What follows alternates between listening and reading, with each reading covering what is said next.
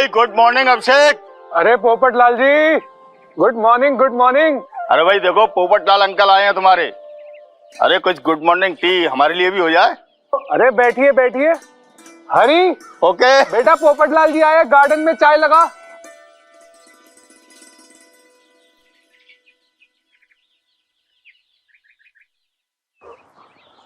अरे आप बैठे नहीं, आइए आइए। कैसे आना हुआ सुबह सुबह? अरे वही शादी के बारे में बात करनी थी। मैं भी नहीं जा पाया था पिछले साल शादी करवाने के लिए।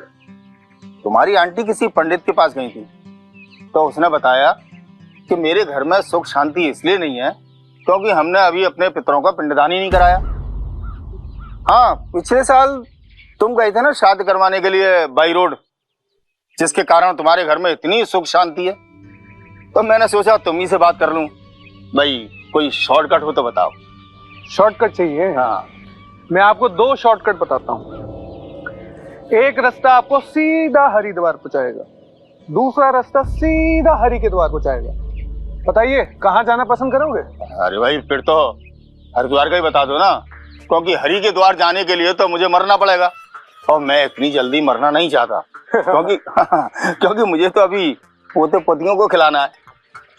इतनी जल्दी मरना नहीं चाहता। तो आइए आपको गार्डन में डिटेल से बताता हूँ इसके। ओह चलिए। चाय ला बेटा। हरि के द्वार जाने के लिए और पितरों का भोग लगाने के लिए इतने कर्म कांड करने की जरूरत नहीं है। हरि से तो मैं आपका 1 सेकंड में कनेक्शन करा दूं, 1 सेकंड में। लो, हरि आ भी गया।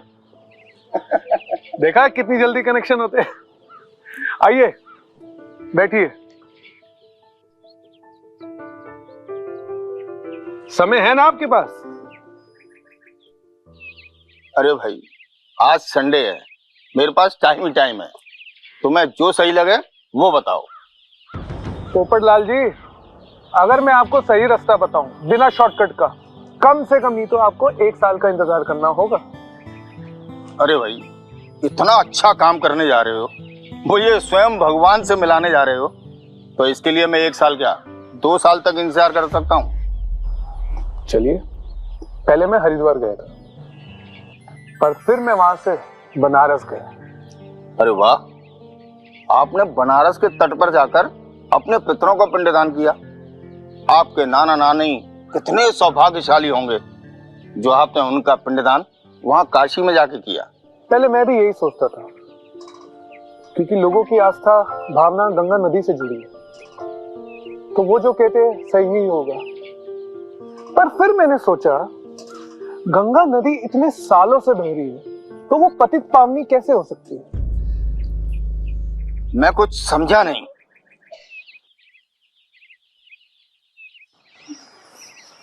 पोपट लाल जी, अब आपको तो पता ही है कि मैं पहले नास्तिक था।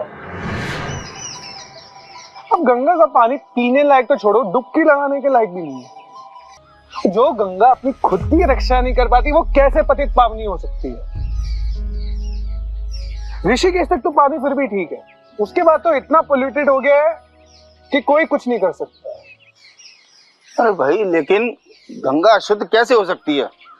कभी नहीं। शास्त्रों में इसका गायन है। लोगों की भावनाएं उससे जुड़ी हुई हैं। हम गंगा को अपनी माँ का दर्जा देते हैं। ये सनातन से चला आ रहा है और इसमें कोई दो राय नहीं कि गंगा का पवित्र जल कभी पतित नहीं हो सकता। चलिए, मैं 1 सेकंड के लिए आपकी बात मान भी लेता हूँ कि गंगा पतित पावनी है। तो अगर वो पतित पावनी है तो फिर वहीं बैठे रहो, बाहर क्यों निकलते हो? जितने चोर उचक्के सबको वहीं डुबकी लगवा दो, पावन हो जाएंगे। कोर्ट पुलिस की जरूरत क्या है? बेफालतू में लोगों के पैसे और ये समय दोनों बचेगा। और वैसे भी आप लोग तो भक्ति में गाते ही हो कि आओ पतित पावन आओ, आकर हमें पावन बनाओ। तो जब गंगा पतित पावनी है तो फिर बुलाते किसको? गंगा का पानी शरीर के रोगों को ठीक कर सकता है, लेकिन मन के रोगों का क्या? भाई बात तो तुम लॉजिकल कर रहे हो, फिर भी वो पतित पावन कौन है ये किसी को नहीं पता। मुझे पता है, और भक्ति भी एक की जाती है, अनेकों की नहीं। और गंगा इतनी ही पतित पावनी होती तो संसार में हर कोई पावन ही होता, पतित तो कोई होता ही नहीं। अगर गंगा नदी इतनी ही पतित पावनी होती तो उस परमात्मा को बुलाने की जरूरत क्या थी? उसी गंगा में स्नान करा दो ना। बचे कुचे पैसे गरीबों में दान करो, पुण्य कमाओ, अच्छे कार्य करो। कुछ नहीं तो गरीबों की दुआएं तो मिलेगी। तुम क्या कहना चाहते हो मेरी कुछ समझ में नहीं आ रहा। मैं आपको समझाता हूँ। आपको तो याद होगा कि जब मैं पिछले साल श्राद्ध कराने गया था,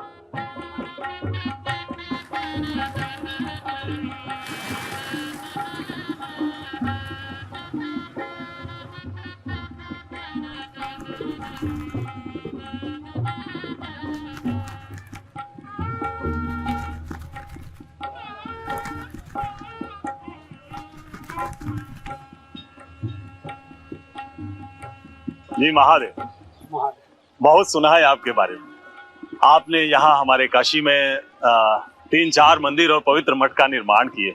मेरा सौभाग्य है जो मैं आपसे मिल रहा हूँ। वैसे यहाँ बनारस में आने का कोई विशेष प्रयोजन है क्या आपका? जी हाँ, आपके बारे में भी बहुत सुना है। एक्चुअली मुझे अपने पितरों का दान कराना था और सुना है कि आप पिंड दान कराते हैं। कितना पुण्य का बात है। ये तो बड़ा उत्कृष्ट कार्य है। पितरों का पिंडदान करने से तो मोक्ष मिलता है। अब भाई पितरों का दान नहीं करेंगे तो आप लोगों का बिजनेस कैसे चलेगा? और वैसे भी दुनिया में, समाज में जितनी दुख और अशांति फैले उतना ही मेरा बिजनेस चलेगा। खैर आप वो छोड़िए इस बात को। माफ कीजिएगा महोदय, मेरा एक व्यक्तिगत सवाल है आपसे।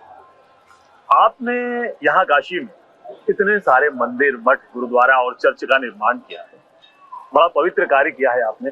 आप कैसा महसूस करते हैं? प्रॉफिट। मैं बाय प्रोफेशन एक आर्किटेक्ट हूँ। It's my business. मेरा सारा फोकस रहता है कि मैं अच्छे से अच्छे मठ, मंदिर, गुरुद्वारे बनाऊं, मस्जिद बनाऊं। मैं प्रोफेशन को प्रोफेशन की तरह ट्रीट करता हूँ, उससे ज्यादा और कुछ नहीं। कैसी बातें करते हैं जजमान। अरे आप तो यहाँ अपने पितरों का पिंडदान करने आए हैं। इतने सारे मंदिर बनवाए हैं आप यहाँ काशी में। कम से कम भगवान के बारे में आप तो ऐसा विचार मत रखिए। दुख होता है जब आप जैसा व्यक्ति ऐसा विचार रखता है। जजमान, ये बात आपकी मुझे हजम नहीं हो रही। आप आस्तिक तो हो ना? जी नहीं, मैं नास्तिक हूं। मैं एक आर्किटेक्ट हूं। मेरा प्रोफेशन है ये मठ, गुरुद्वारा, मस्जिद बनाना। और वैसे भी मेरे को अपनों का दिल दुखाना अच्छा नहीं लगता। मैं अपनों का दिल रखने आया हूं, इसलिए पिंडदान करवा रहा हूं। अरे महाराज, भगवान तो भावनाओं का भूखा है। अरे बिना भावनाओं के भगवान आपका पिंडदान कैसे स्वीकार करेंगे? दिखावा तो करना ही पड़ता है। और गलती से मैं ब्राह्मण परिवार में भी पैदा हो गया तो कर्म कांड तो करने ही पड़ेंगे। और आपको कैसे पता कि जो आज तक आपने पिंडदान करवाए वो भगवान तक पहुंच गए? पर फिर भी लोग आपके ऊपर आस्था रखते हैं ना, विश्वास करते हैं ना। नाम से तो ब्राह्मण ही कहलाते हैं ना। इज्जत होती है, आदर होता है। और इज्जत किसको प्यारी नहीं होती? आपको भी तो होती है ना। आप कुछ ज्यादा ही स्पष्टवादी नहीं है? मैं स्पष्टवादी हूँ, इसलिए ही सबको चुपता हूँ। चलिए, और वैसे भी तो भगवान से मिलाने का ठेका तो आप लोगों ने ले रखा। और खुद ही आप कहते हैं कि भगवान हर जगह है, सब में है। तो अगर सब में है तो फिर दुनिया में इतनी अशांति क्यों? बताइए। और अगर भगवान सब में है तो फिर मंदिर, गुरुद्वारे, मस्जिद क्यों बना रहे हो? मतलब भगवान भगवान की ही पूजा कर रहा है। और अगर कोई किसी को मार डालता है तो उसे फिर फांसी की सजा क्यों देते हो? मतलब भगवान ने भगवान का कत्ल कर दिया? अरे पंडित जी, भगवान को मानता हर कोई है, जानता कोई नहीं है। पर हाँ, भगवान बिकता हर जगह है। And you are the seller and they are the buyers. Same business. हो गया, कह लिया आपने। अब थोड़ा सा मैं भी कह दूं। देखिए महाराज, भगवान हम सबके अंदर विराजमान है। क्या समझे? बस हमारे विकारों की वजह से वो हमारे अंदर दबा हुआ है। अगर भगवान सब में है तो इंसान उनको अभी तक ढूंढ क्यों रहा है? सत्य की खोज क्यों कर रहा है? गुलाब का फूल को जितना भी मसल दो, खुशबू देना नहीं छोड़ता। और अगर आप में और मैं सब में भगवान क्यों होता है तो हमारा मन इतना अशांत क्यों होता? हर इंसान के अंदर फिर इतना क्रोध क्यों होता? पंडित जी, बहुत सारे सवाल हैं और जवाब कहीं नहीं। छोड़िए अब इन बातों को। कल मैं घाट समय अनुसार पहुंच जाऊंगा, आप अपनी सामग्री लेकर आ जाना। चल बेटा, ले पंडित जी को रवाना करो। चलिए जजमान, कोई बात नहीं। ऐसा है, हम कल समय पे आ जाएंगे। आपका जो पिंडदान है हम कर देंगे। फिर भगवान आपसे पिंड छुड़ाए।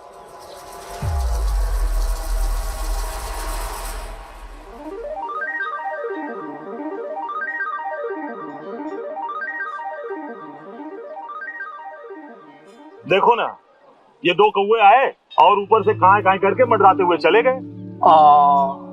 So sweet.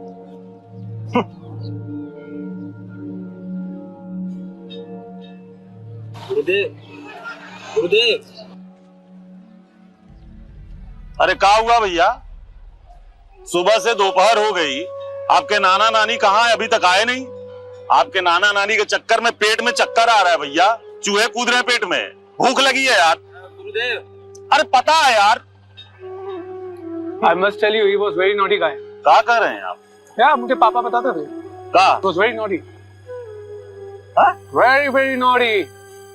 अरे आपका बात तो अब समझे में नहीं। अरे बड़ा बुड़बक थे, पड़ोसियों का खाना खाते थे, घर का नहीं खाते थे। हम तुम्हें वो समझाने की कोशिश कर रहे हैं। अरे तो ये सब बात आप पहले काहे नहीं बताए हैं? आपके नाना नानी के चक्कर में हमारे घर वाले तो भूखे रह जाएंगे ना। बड़े अजीब आदमी है आप। हद हो गई। पंडित जी, दुनिया में हर चीज इतनी एडवांस हो गई है तो तुम भी एडवांस हो जाओ। डायरेक्ट टिफिन भेजने की सर्विस शुरू करो भगवान जी को। और एक बात बताओ मुझे, जब नाना नानी स्वर्गवासी हो गए हैं तो उन्हें वहां भोजन नहीं मिलता होगा क्या कि वो जो नरक का खाना खाएंगे? और सुना है वहां तो 56 प्रकार के भोग मिलता है, 56 भोग का खाना मिलता है, 56 भोग। ये क्या गाजर का हलवा खाएंगे? ये का किटिर पिटिर कर रहे हो भैया तुम? हैं? तुम सीधे सीधे हमारी आस्था पे प्रहार कर रहे हो? हैं? कैसे ब्राह्मण हो भैया आप? तो पंडित जी, चलो ये भी मान लिया कि वो स्वर्ग पधार चुके, तो इसका मतलब वो नरक में रहते थे। मतलब आप और मैं तो नरकवासी हो गए, हम सब नरकवासी हो गए फिर तो। देखिए ऐसा है ना, हम आपका ये पिटिर पिटिर जो बोल रहे हैं ना, ये बेतुकी बातें हम कल से सुनते आ रहे हैं। बंद करिए ये अपनी जो पिटिर पिटिर। क्या समझे आप? दिमाग खराब हो रहा है, हद हो गई, बहुत हो गया। अरे जब पंछी आपका भोग स्वीकार नहीं कर रहे महाराज, तो भला भगवान कैसे भोग स्वीकार करेंगे? देखना, आपके नाना नानी ना, उनकी आत्मा इस ब्रह्मांड में भटकती ही रहेगी, उन्हें कभी मोक्ष की प्राप्ति नहीं होने वाली। अरे मेरी छोड़ो, हमारे पिताजी की भी नहीं सुनते थे वो, कहां से आ जाएंगे मेरी सुन के? You must be hungry, bro. ऐसे सही कहा है आपने। जिस इंसान ने एक अगरबत्ती नहीं जलाई आज तक भगवान के आगे, तो भगवान उससे क्या हाँ खुश होंगे? पंडित जी, वैसे एक बात बताओ, कोई भी माँ बाप चाहेंगे कि उनका बेटा काम धंधा छोड़ के माला जपने बैठ जाए? मैं सिर्फ अच्छे कर्मों में बिलीव करता हूँ। अच्छे कर्म करो और एंजॉय करो, एक नंबर बनता है बिंदास। वैसे भी आप लोग भी तो बोलते हो कि आत्मा में कोई लेप छेप नहीं लगता। वाह रे महाराज, बहुत बड़ी बड़ी बातें करते हैं आप, मानना पड़ेगा आपको। पूरी दुनिया की जानकारी आप ही के पास है। तो बहुत छोटा सा प्रश्न है, उसका उत्तर आप ही से चाहते हैं। ये जो आपको इतने बड़े बड़े कॉन्ट्रैक्ट मिलता है, ये जो इतना काम सारा मिलता है, ये दिलाता कौन है? बताइए, है जवाब? पता है ये पूरी दुनिया को कौन चलाता है? ये पूरी दुनिया को ऊपर बैठा भगवान ही चलाता है। उसकी मर्जी के बगैर एक पत्ता भी नहीं हिलता है। क्या समझे? सही कह रहे हैं गुरुदेव। आपके सोचने और बोल देने से उस परमात्मा का अस्तित्व तो नहीं खत्म हो जाता। और बात करना है।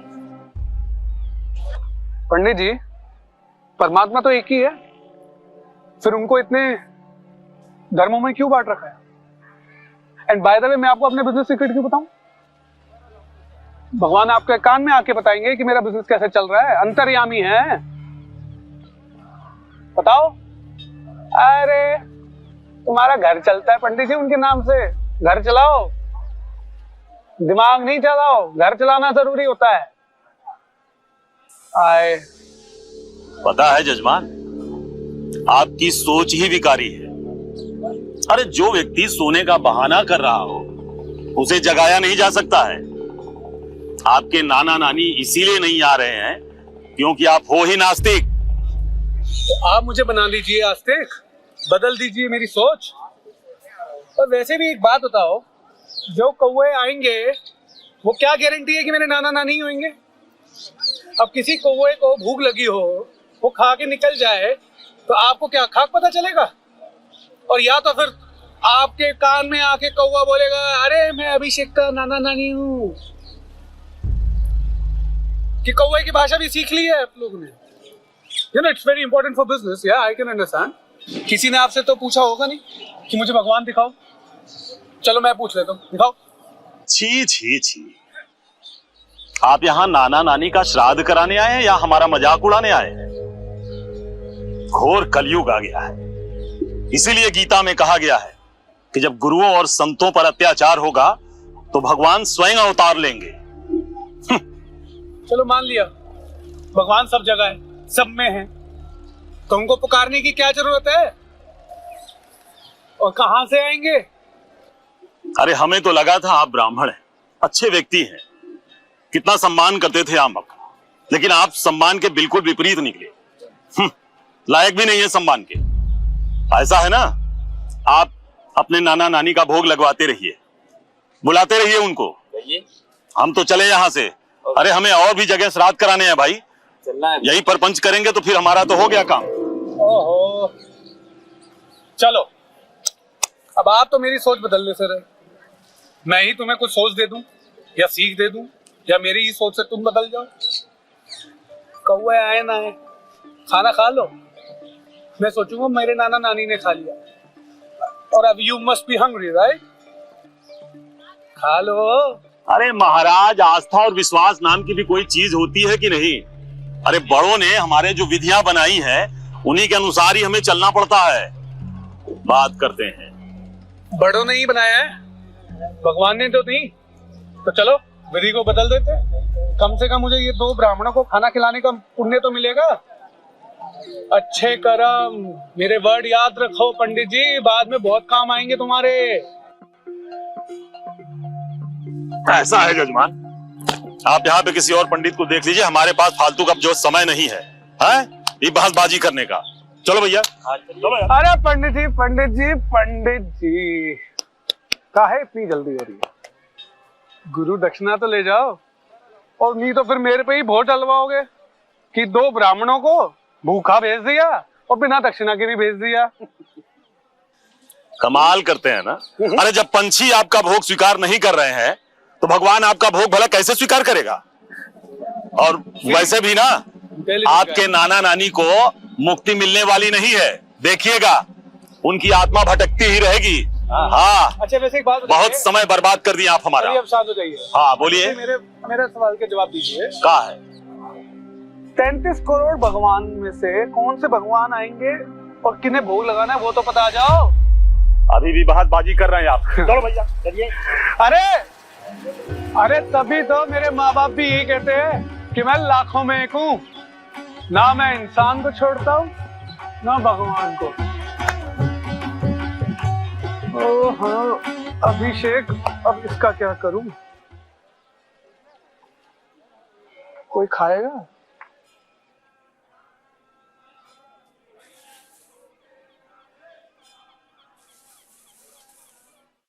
अगर नाना नानी का श्राद्ध नहीं हुआ ना तो देखना हमारा भी यही हाल होगा। मोक्ष प्राप्ति के लिए हवन कराना पड़ेगा।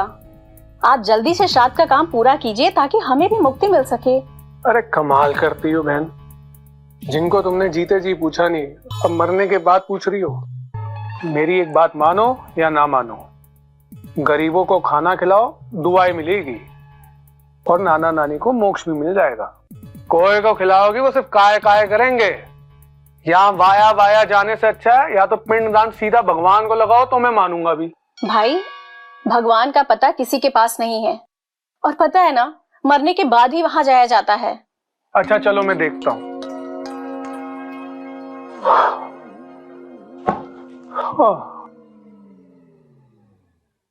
अभी कोए को खिलाओ या पंडित को खिलाऊं, किसको पता चल रहा है। चल अभिषेक, तू ही खा ले, किसी और का भला करने से तो अच्छा है अपना ही भला कर लूं पहले।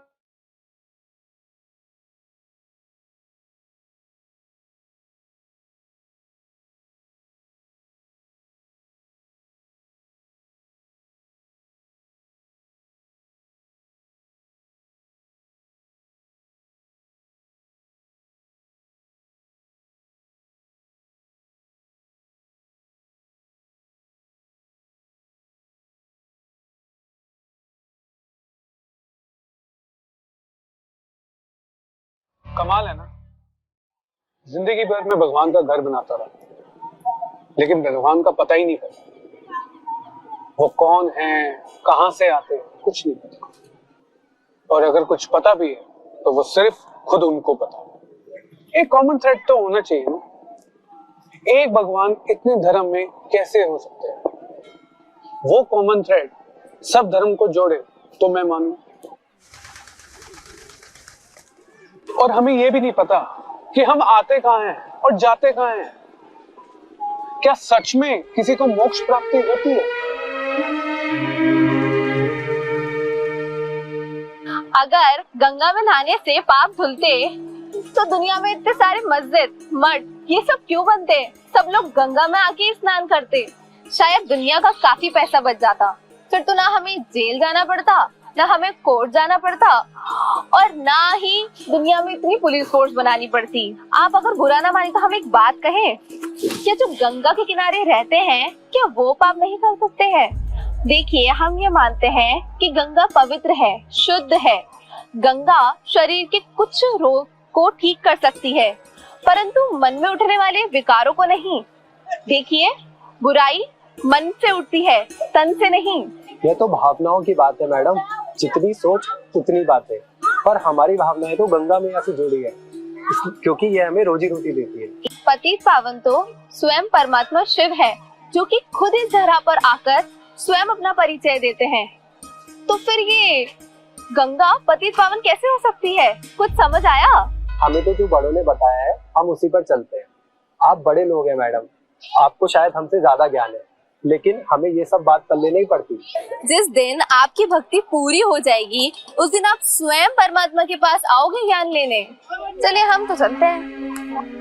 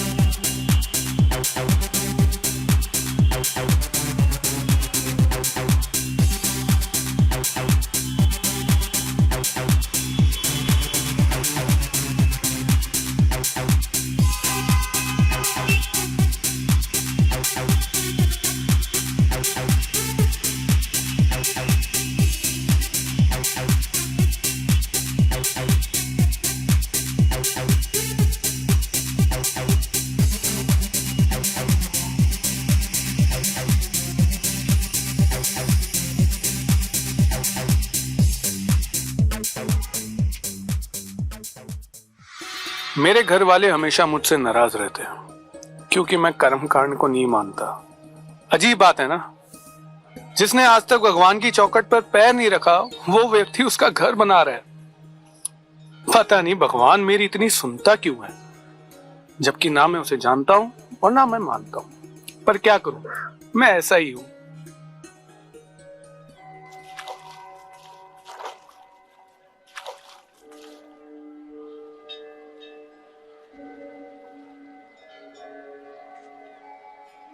हाय, मेरा नाम अभिषेक है। मैं मुंबई से आया हूँ यहाँ और by profession I am an architect. I'm sorry I'm disturbing you like this, but मेरा कोई इंटेंशन ऐसा नहीं है.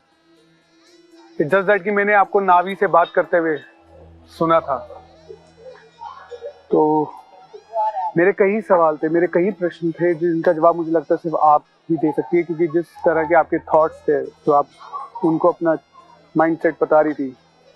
So I think you are the only one who can answer my questions. So if you don't mind, can I talk to you for a bit? Very interesting. आपकी profile के according आप एक बहुत बड़े architect हैं जिसने भारत में ना जाने कितने मंदिर, मस्जिद और मठ बनाए. उसे स्वयं भगवान का पता नहीं पता. Very interesting. चलिए बताइए, हम आपकी क्या मदद कर सकते हैं? कुरान, गीता, सब में किसी न किसी तरीके से परमात्मा के बारे में पता है, पर ये नहीं बताया कि कहाँ. सब लोग जलेबी की तरह अपने अपने ब्रीफ देते रहते हैं अबाउट परमात्मा, बट मुझे वाकई में जानना है, क्योंकि मैं नास्तिक हूँ. मुझे लगा कि आप ही मेरी समस्या का और सारे सवालों के जवाब दे सकती हैं. मैं भी ये सोचूं कि एक नास्तिक आस्तिक कैसे बन सकता है.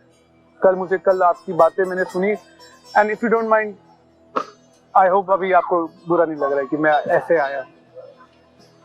सही कहा आपने. दुनिया जिसको ढूंढती है, पुकारती है, मैं उसे जानती हूँ. और अजीब बात पता है क्या है? स्वयं परमात्मा ने मुझे ढूंढा, मैंने उसे नहीं ढूंढा.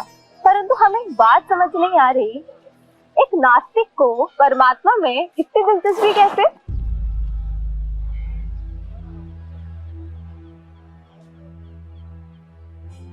मेरे कुछ प्रश्न हैं जिनका जवाब मेरे लिए जानना बहुत जरूरी है, और जवाब परमात्मा ही दे सकता है. क्या इस दुनिया में वाकई में परमात्मा है? और अगर है तो कहाँ है? संसार में इतना फिर दुख क्यों है? मैं तभी धर्म इसलिए फॉलो नहीं करता क्योंकि ये भ्रमित कर. हर धर्म स्थापक यही बताता है कि मैं भगवान का बच्चा हूं. तो फिर परमात्मा कौन है? क्या इस सवाल का जवाब दे सकते हो आप? Very interesting. इसका मतलब आप आस्तिक हैं और पूरी दुनिया नास्तिक है. वैसे बहुत ही कम लोग हैं इस दुनिया में जिनको परमात्मा के सत्य स्वरूप के बारे में जानते हैं. मैं जानती ही नहीं हूँ, मानती भी हूँ. आपको फिल्म देखने का शौक है? हाँ, बहुत ज्यादा. चलिए मैं आपके एक प्रश्न का जवाब दे देती हूँ. मोक्ष किसी को प्राप्त नहीं होता है, अर्थात इसके बारे में सोचना भी बेवकूफी है. आप ये सोचिए, इस पूरी दुनिया की एक फिल्म बन रही है, तो हर कोई इस फिल्म में हीरो हीरोइन बनना चाहेगा ना. वैसे ही ये एक वर्ल्ड ड्रामा है जिसमें शुरू से अंत तक किसी ना किसी को रोल तो प्ले करना ही है. और इसके जो मुख्य किरदार हैं वो है परमात्मा, प्रकृति और पुरुष, मतलब आत्मा. अब आप सोचिए कि अगर ये फिल्म 5000 साल की होगी तो शुरू से अंत तक किसी ना किसी का रोल तो होगा ही ना. अब हीरो उसी को कहेंगे जो शुरू से अंत तक हीरो का रोल प्ले करेगा. जो छोटा रोल प्ले करेगा उसे रोल भी छोटा मिलेगा और पेमेंट भी कम मिलेगी. हाँ, परंतु ये निर्भर करता है आप पर कि आप कौन सा रोल प्ले करना चाहेंगे. जो हीरो हीरोइन का रोल प्ले करते हैं इस वर्ल्ड ड्रामा में, वे सबसे ज्यादा सुख प्राप्त करते हैं इस वर्ल्ड ड्रामा में. इसलिए मोक्ष किसी को नहीं मिलता, सबको यहाँ आना ही पड़ता है, अपना रोल प्ले करना ही पड़ता है. परंतु ये आप पर निर्भर करता है कि आप कौन सा रोल प्ले करना चाहते हैं इस वर्ल्ड ड्रामा में. हाँ, ये हम सब कैसे तय कर सकते हैं? सब कुछ तो डेस्टिनी है. डेस्टिनी नहीं है, परमात्मा स्वयं कहते हैं कि हम अपनी डेस्टिनी खुद क्रिएट करते हैं. उल्टा परमात्मा तो स्वयं आकर हमें दुखों से लिबरेट कराते हैं. वे लिबरेटर हैं, गाइड हैं. चलिए मेरा परमात्मा से योग लगाने का समय हो गया है. हो सके तो मैं तुम्हारे सारे सवालों का जवाब कल दूंगी. तो मैं कल का बेसब्री से इंतजार करूंगा.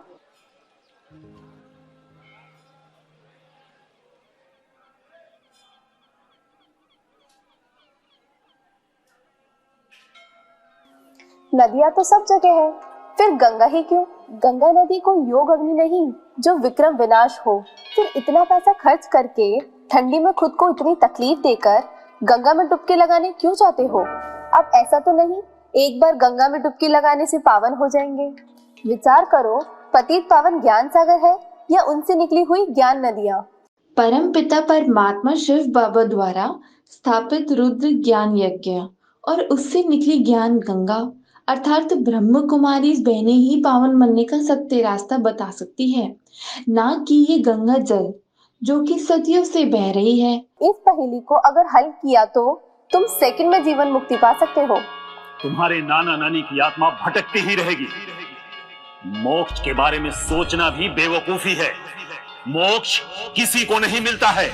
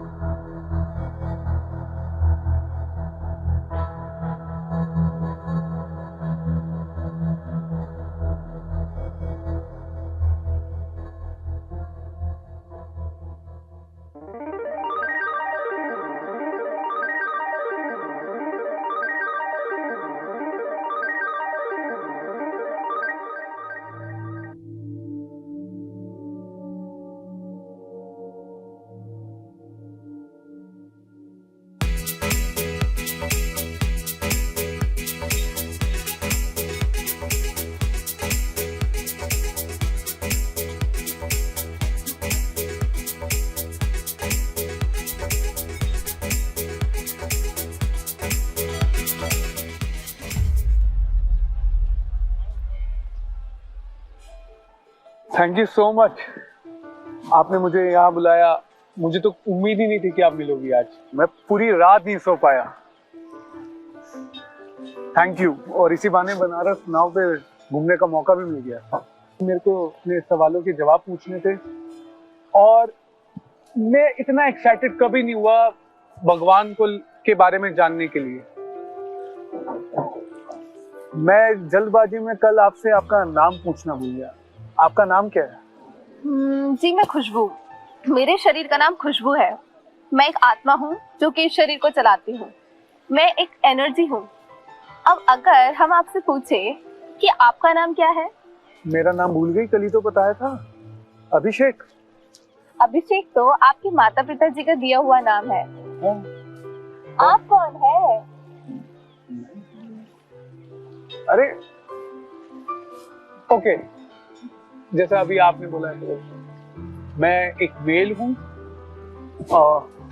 मर्द, और कल भी बताया था मैं एक आर्किटेक्ट भी हूँ, और मेल तो आपकी आत्मा ने धारण की हुई बॉडी है, और हाँ, आप कोई आर्किटेक्ट नहीं, ह्यूमन बीइंग है। अच्छा एक बात बताओ, मैं सर, मैं हाथ, मैं पैर, ये नहीं बोलते हैं ना हम क्या बोलते हैं? मेरा सर, मेरा पैर, मेरा मुख। तो मेरा बोलने वाला है कौन? ऑब्वियसली आत्मा। जब हमारी बॉडी में आत्मा होती है तो हम जीवित बोले जाते हैं। आत्मा निकल जाने के बाद मरण घोषित कर दिया जाता है। आपने वो तो सुना ही होगा ना, humans come from a word humus और mind. Being is an energy and you know ना, energy is neither be created nor be destroyed. So God reveals us that we are a being, not just a matter.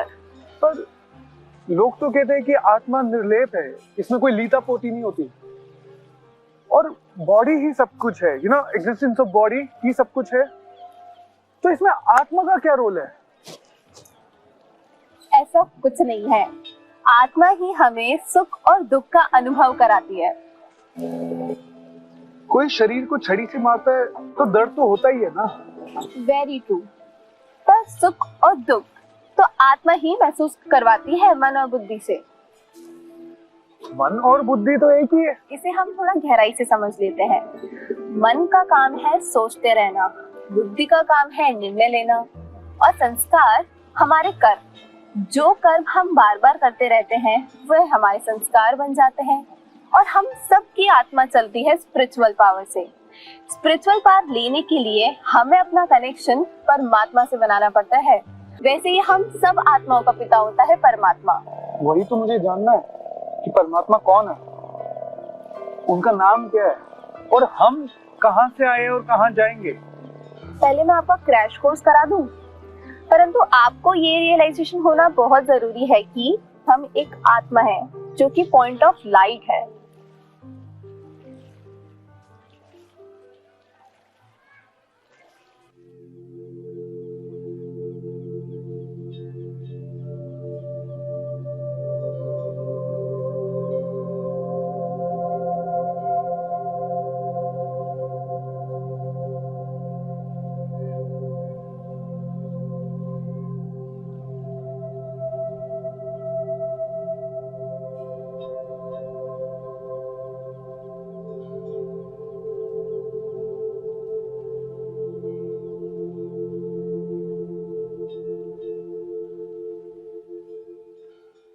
चलिए भाई, हम तो चल। आपको कहीं जाना हो तो मैं आपको ड्रॉप कर देता हूँ। नहीं नहीं नहीं नहीं, आई विल मैनेज इट। चलिए फिर बाकी का क्रैश कोर्स हम आपको शाम को कराते हैं, आप देख लीजिएगा, हम यहीं आसपास होंगे। क्या हम कुत्ते बिल्ली भैंस भी बनते हैं?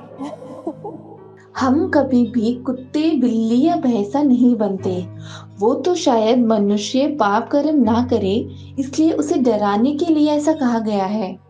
परमात्मा कहते हैं हमारे कर्म जानवरों से बदतर हो सकते हैं, पर हम मनुष्य आत्मा मनुष्य तन में ही जन्म लेती है, इसलिए मनुष्य सिर्फ मनुष्य बनता है, ना कि जानवर। जो आत्मा यहाँ आती है इस दुनिया में, परम धाम छोड़कर वो सुख दुख के खेल में फंस जाती है और फिर परमात्मा को आना पड़ता है हमें इस सुख दुख के नाटक से छुड़ाने, और वो हमें पावन बना ले जाते हैं हमारे असली घर परम धाम में, जो हम सभी का असली घर है। हाय अभिषेक जी, जॉब प्रोफाइल तेज करने का इरादा है क्या आपका? अब आप ये मत बोलिएगा कि आप फूलों का बिजनेस करने वाले हैं। नहीं नहीं, एक्चुअली मैं बहुत क्यूरियस हो रहा था। पर आपको कैसे पता कि मैं यहाँ आपको मिलूंगा? जी, हमारा नाम खुशबू है। फूलों की खुशबू से हमें महक आ गई थी कि हमें यहाँ को याद कर रहा है। क्रैश कोर्स शुरू करने से पहले मेरा ना एक प्रश्न है, if you don't mind can I ask? पूछिए। पर हम आते कहाँ से और जाते कहाँ हैं? आत्मा का घर सबसे ऊपर होता है, परम धाम, शांति धाम, ब्रह्मलोक कहते हैं उसे। मतलब फर्स्ट फ्लोर और सेकंड फ्लोर होता है। सेकंड फ्लोर में हम सभी आत्माएं उस परमात्मा के साथ रहते हैं, और जो बीच वाला फ्लोर होता है ना, उसको हम कहते हैं सूक्ष्म लोक, जहाँ हमारे पास लाइट वाला शरीर होता है। उसके बाद आता है स्थूल लोक, जो कि सबसे ग्राउंड फ्लोर होता है। वहां पर आती है हमारी धरती। हर आत्मा को 3 स्थिति से गुजरना होता है, सतो, रजो और तमो। एक बार आत्मा जन्म मरण चक्र में फंस जाती है, तो फिर वो तभी परम धाम जाती है जब स्वयं परमात्मा इस धरती पर अवतरित होते हैं और आत्मा और परमात्मा का ज्ञान देते हैं। अरे पर उस परमात्मा का नाम तो बता दो। उसका नाम है शिव, जो कि सभी आत्माओं के पिता हैं। वो एक कल्याणकारी है। आई थिंक आज के लिए बस इतना डोज ही काफी है, बाकी का हम कल बताते हैं आपको आकर, ठीक है? तो हम भी चलते हैं। हमने यहाँ क्या भुट्टे तो ना सीखने। अरे ऐसा कुछ नहीं है दीदी, मेरे को एक स्पिरिचुअल गुरु मिली है, खुशबू नाम है उसका। उम्र में छोटी है पर स्पिरिचुअल नॉलेज कमाल की है। उसके पास तो मेरे हर सवाल के जवाब है, और एक बार शुरू होती है तो फिर तो चुप ही नहीं होती है। पर दिमाग उसका क्लीन और क्लियर है। मुझे नाना नानी का तो पता नहीं, मेरा यहाँ आना सफल हो गया और साथ ही साथ मेरा कल्याण भी हो गया। अच्छा एक बात बताओ, कुछ उसके लिए सवाल भेजो मेरे को व्हाट्सएप पे, मैं देखता हूँ उसके जवाब दे पाती है कि नहीं दे पाती। अरे कुछ तो भेजो, मैं आपको व्हाट्सएप पे डिटेल भेजता हूँ। मुझे कुछ सवाल भेजो फटाफट, मैं उससे मिलके वो भी पता करूंगा कि वो उसके जवाब कैसे देती है। तब तो पोल खुल जाएगी। चलो डन, बाय बाय।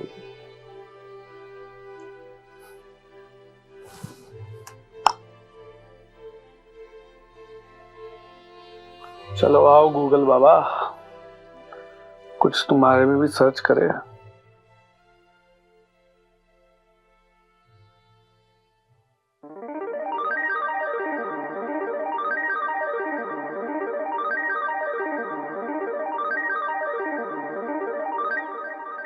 परमात्मा जन्म मरण में नहीं आते, ना ही वो किसी माता के गर्भ से जन्म लेते हैं, बस उनका अवतरण होता है।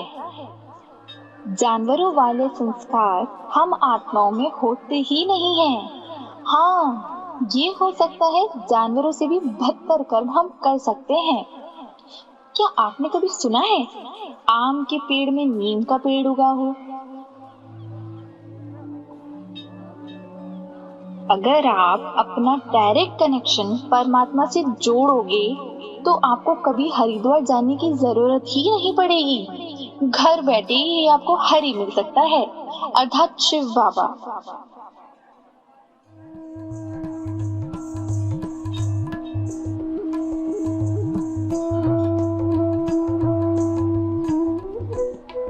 हाय, आपको कहाँ नहीं ढूंढ रहे। हम हर घाट को ढूंढ लिए और आप यहाँ बैठे हुए। हमें पता था, तभी हम ऐसी पीसफुल जगह ही भटक रहे थे आपको ढूंढने के लिए। यहाँ शांति इतनी है। चलिए लीजिए, आपके लिए सुबह से बनारसी पान हाथ में लेके घूम रहे हैं। नहीं थैंक यू। अरे खा लीजिए। I already have my breakfast, thank you. Banaras आए हो, बनारसी पान नहीं खाया तो फिर क्या खाक बना रहा था? नहीं आप रखिए। चलिए फिर हम ही खा लेते हैं। मुंबई में तो मिलता नहीं ऐसा पान, so I thought I should have. हाँ।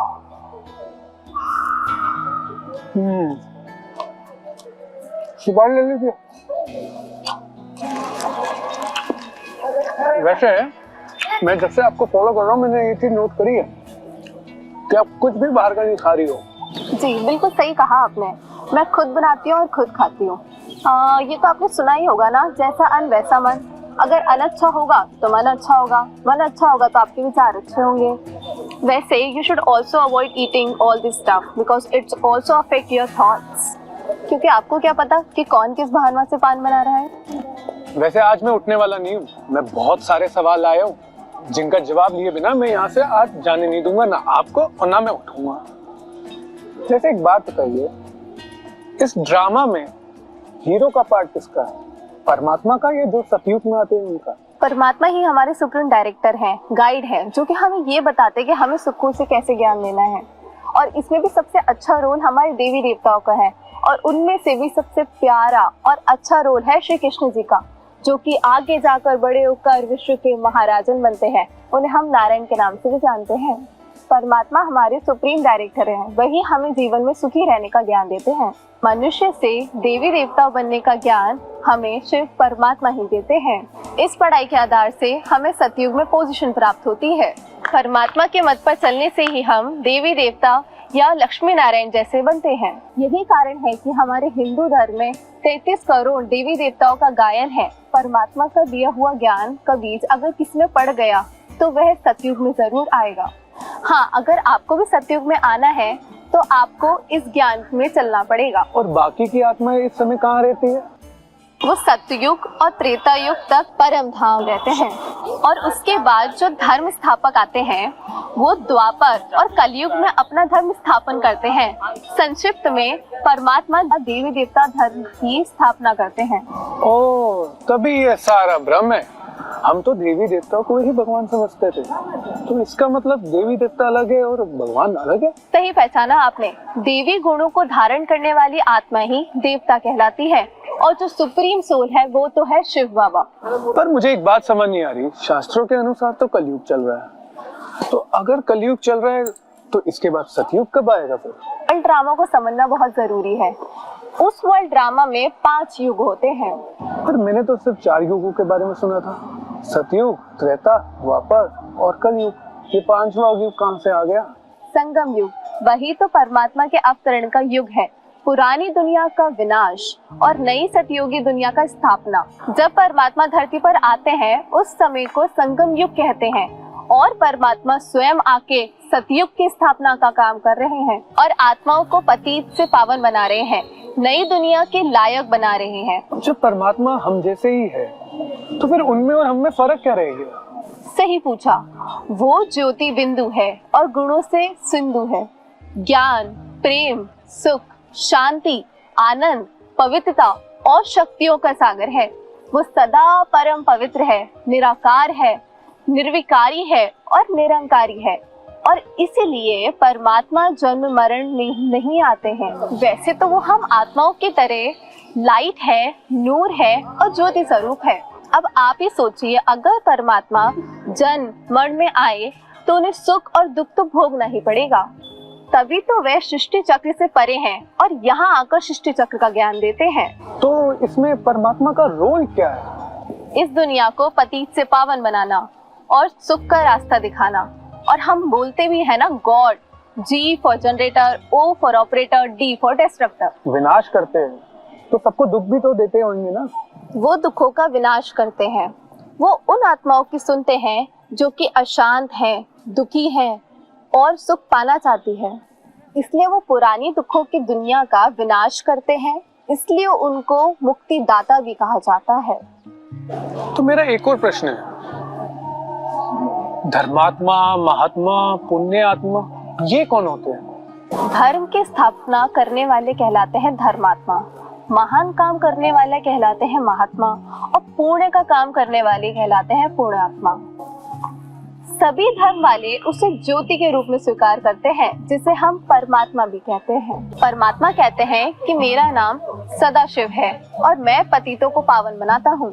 और अगर मुझे भी दुखों से छूटना है और सतयुग में आना है तो उसके लिए क्या करना पड़ेगा? सिंपल, राजयोग की पढ़ाई तो करनी ही पड़ेगी, जो कि स्वयं परम पिता शिव खुद आकर कराते हैं।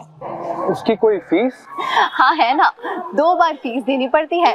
5 खोटे सिक्के, मतलब काम, क्रोध, लोभ, मोह और अहंकार, और 1 आना, मतलब 1 बार आना। अगर आपको भी सतयुग में आना है तो शिव बाबा से पढ़ाई पढ़ो और अपने आप को सतयुग के लायक बनाओ। बाकी तो ये ईश्वरीय परिवार है, जो करता है 100 गुना पाकर जाता है। अच्छा, यही बता दीजिए उस यूनिवर्सिटी का नाम और एड्रेस। और हाँ, बाकी यहाँ पास में है सारनाथ म्यूजियम। अगर आपको शुरू करना है तो आप वहाँ से शुरू कर लीजिए। मेरे नाना नानी जी का भोग तो लग जाएगा ना? हाँ, मर्जिया भोग तो लगता है, परंतु अगर तुम 1 साल तक परमात्मा की श्रीमत पर चलते हो तो तुम्हें मधुबन अर्थात हरि के द्वार जाने का मौका मिलेगा।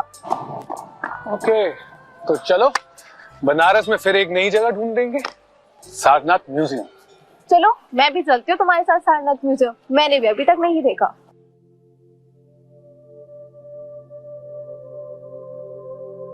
नमस्ते भाई जी, दीदी जी, ओम शांति। ओम शांति। मैं हूँ बीके खुशबू, मैं कोटा की रहने वाली हूँ। मैंने ज्ञान भी वहीं से प्राप्त किया है। हमने सुना था कि बनारस में बाबा को पहला साक्षात्कार हुआ था, तो मैं वही एक्सपीरियंस करने आई थी। ओह सॉरी, मैं आपको इनसे तो मिलवाना भूल ही गई जी। ये है बॉम्बे से और ये बहुत बड़े आर्किटेक्ट हैं। वैसे तो हमने इन्हें क्रैश कोर्स करा दिया है, परंतु आप भी इनको 7 डेज का कोर्स करा दीजिए। स्वागत है आपका बाबा की इस घर में। आप आ गए, बहुत अच्छा है। ये म्यूजियम जरा देख लीजिएगा, उसके बाद फिर बेसिक जानकारियाँ जो होगी आपको दीदी फिर बता देंगे आगे। Om Shanti, most welcome. आप सभी का ईश्वरीय परिवार में, इस घर में स्वागत है। आप बहुत ही सही जगह पे आए हैं। This is the Buddha city. आप बुद्ध की नगरी में आए हैं और ये बहुत ही स्पिरिचुअल जगह है, जहाँ पे आप ज्ञान प्राप्त करके जो आपका एम है, जो आपकी डेस्टिनेशन है, उसको आप अचीव कर सकते हैं। बुद्ध ने मेडिटेशन के बल से अपने ढेर सारे शिष्यों को रेडी किया और बुद्धित्व को प्राप्त किया। तो यहाँ पर ब्रह्मा कुमारी इसमें सिंपल राजयोग मेडिटेशन सिखाया जाता है। Meditation and prayer, this is the different things. Prayer, that means one-way communication to God, and meditation is that two-way communication with God. कि हम भगवान से बातचीत करना सीखते हैं। तो बातचीत कैसे सीखेंगे? जब तक हमें उनका इंट्रोडक्शन नहीं पता होगा, परिचय नहीं पता होगा। परिचय जानने से पहले खुद का परिचय जानना इट्स मस्ट बी इम्पोर्टेंट। तो first of all, who I am, मैं कौन हूँ, खुद को जानना, because we are know that हर चीज के पीछे एनर्जी वर्क करती है। विदाउट एनर्जी के पंखा नहीं चलेगा, विदाउट एनर्जी के लाइट नहीं जलेगी। उसी प्रकार इस बॉडी को चलाने के लिए एनर्जी की जरूरत होती है। और हम सभी ने एनर्जी का डेफिनेशन पढ़ा था, it's not a create, not a destroy, it's transfer to one form to another form. तो वी आर द एनर्जी, उसको स्पिरिचुअल लैंग्वेज में आत्मा कहते हैं, सोल कहते हैं, रूह कहते हैं, स्पिरिट कहते हैं। हम सभी आत्माओं का पिता परमात्मा है। हम सुनते आए हैं ना, God is one, God is light. हर धर्म आत्माओं ने भगवान को एक माना। आप हिंदू को देख सकते हैं, मुस्लिम को देख सकते हैं, क्रिश्चियन को देख सकते हैं, बुद्धिज्म को देख सकते हैं। तो जितने भी धर्म आत्माएं हैं, एक की तरफ इंडिकेट किया, God is one and God is light. परमात्मा एक है, परमात्मा प्रकाश का स्वरूप है। इसलिए कहते हैं हिंदू, मुस्लिम, सिख, ईसाई आपस में है भाई भाई। हम जब मेडिटेशन करते हैं तो हमारी इंटरनल क्लीनिंग होती है। जैसे कंप्यूटर होता है ना, तो उसमें वायरस आ जाते हैं। उसी प्रकार वायरस को दूर करने के लिए क्या यूज करते हैं? एंटीवायरस। उसी प्रकार मेडिटेशन हम जब करते हैं तो हमारे अंदर, मन के अंदर वायरस आ जाते हैं। इसलिए छोटी छोटी बात पे इरिटेट हो जाते हैं, छोटी छोटी बात पे गुस्सा होते हैं, फ्रस्ट्रेट होते हैं। रीजन ऑफ दैट, हमारी मन की जो शक्ति है वो डिप्लीट हो रही है। तो हम मेडिटेशन करते हैं, परमात्मा से खुद को कनेक्ट करते हैं। जब हम कनेक्शन करते हैं तो हमारे अंदर की ये शक्तियां डेवलप होती है।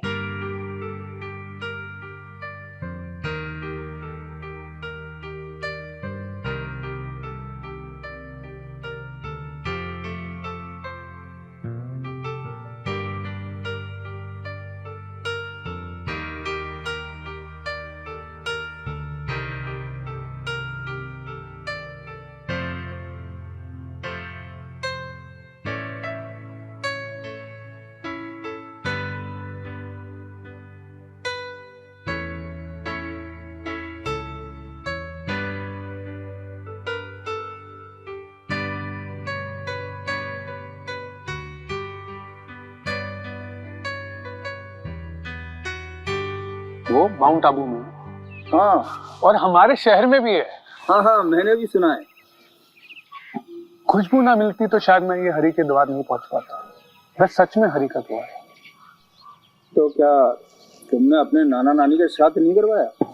करवाया ना, पर डायरेक्ट परमात्मा के घर करवाया और लगे हाथ अपना भी मर्जीवा भोग लगाया। अब ये मर्जीवा भोग क्या होता है? अभी तो आप बस इतना समझ लीजिए कि जीते जी मर जाने को मर्जीवा भोग कहते हैं। और बाकी ज्यादा जानकारी के लिए एक बार जाइएगा सेंटर, फिर आपको और ज्यादा डिटेल्स में सब कुछ पता चलेगा। अरे नेकी और पूछ पूछ। अरे भाई, हरि के द्वार कौन नहीं जाना चाहता? इसके लिए मैं पूरे 1 साल तक रुकने को तैयार हूँ। अभी तो आप बस इतना समझ लीजिए कि मैं ये बिजनेस वगैरह कुछ समय के लिए कर रहा हूँ। अभी मेरा ये प्लानिंग है कि सब कुछ यहाँ से वाइंड अप करके मैं माउंट आबू चले जाऊँ, वहीं एक घर खरीदूं। गंगा में स्नान करने से कुछ नहीं मिलेगा, वहां जो सुकून, वाइब्रेशंस मिलती है वो एक अलग ही है, जो आपको एक डायरेक्ट परमात्मा से कनेक्शन कराती है। आप लोग भी क्या सोच रहे हैं? अगर आपको भी मन की शांति और सुकून चाहिए तो राजयोग मेडिटेशन जरूर सीखिए और डायरेक्ट कनेक्शन जोड़िए परमपिता शिव बाबा से। पोपटलाल जी, इसी बात पे फिर मुंह मीठा कीजिए।